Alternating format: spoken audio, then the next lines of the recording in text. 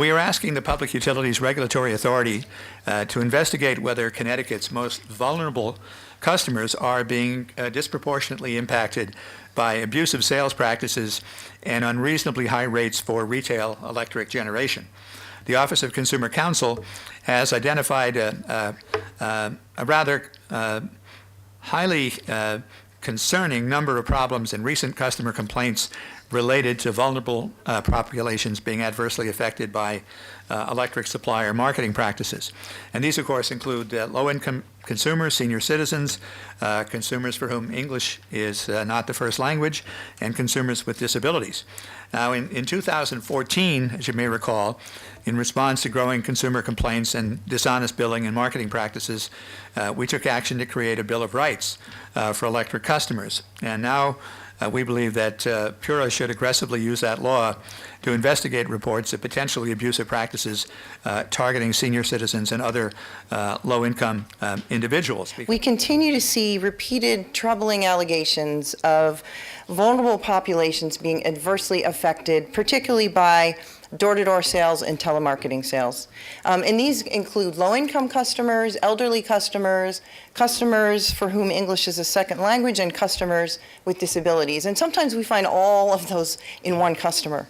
And to address the problems identified in these recent consumer complaints, today we filed a petition with PURA requesting that PURA investigate whether and how Connecticut's most vulnerable customers are being disproportionately impacted by what we feel are abusive sales practices and unreasonably high rates.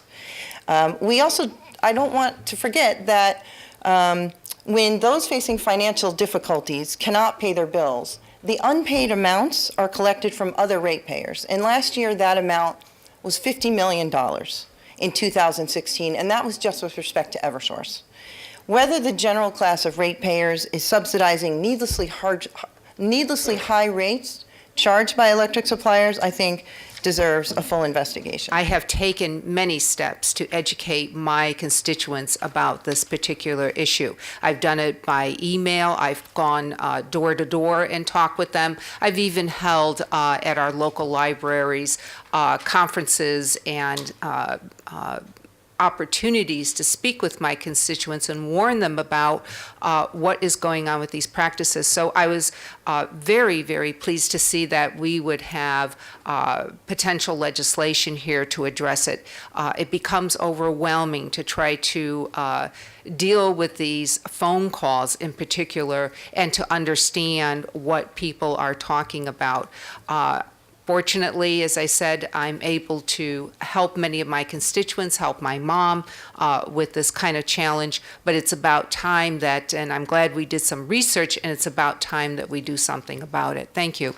And I was proud to work hard on this piece of legislation, to protect the consumers. And at the time we passed the legislation, it wasn't certain how many specific cases of abuse there were in terms of the pricing. And the fact that more cases have come out really for me provides further justification for this piece of legislation, because I remember at the time some people said, well, really, we don't see that many cases of abuse. Now today the further evidence is coming, and I just think really it further justifies the coordinated effort we did to get that passed a few years ago. So it's my pleasure to be here and just support the Consumer Counsel and my colleagues.